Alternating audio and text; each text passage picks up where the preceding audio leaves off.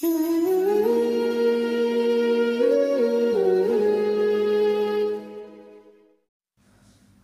علیکم ورحمۃ اللہ وبرکاتہ۔ ناظرین، استقبال ہے آپ کا ہمارے چینل الاخبار میڈیا پر۔ ناظرین، جیسا کہ آپ حضرات کو معلوم ہے کہ چند دنوں سے مدرسہ سروے کا سلسلہ چل رہا ہے۔ مدرسوں کے سروے کے بعد اب یوگی حکومت کا نیا فرمان آیا ہے کہ وقف کی جائیدادوں کا بھی سروے کیا جائے گا۔ ڈی ایم کمشنر کو حکم نامے جاری کر دیا گیا ہے۔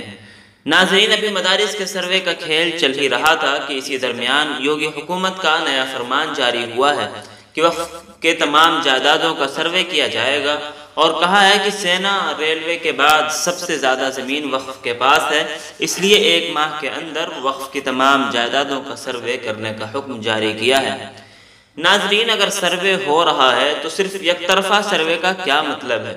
سبھی کے مذہبی مقامات، مذہبی چیزوں کا اور دیگر اسکول و کالج کا سروے کیوں نہیں ہوتا؟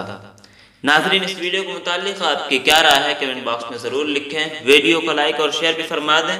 اس طرح کی اور بھی ملی و ملکی خبریں حاصل کرنے، مدارس اور علماء کے متعلق ہر خبر سے باخبر رہنے کے لیے ہمارے چینل الاخبار میڈیا کو سبسکرائب کر لیں، بیل آئیکن ضرور دبائیں۔ شکریہ، والسلام علیکم ورحمۃ اللہ۔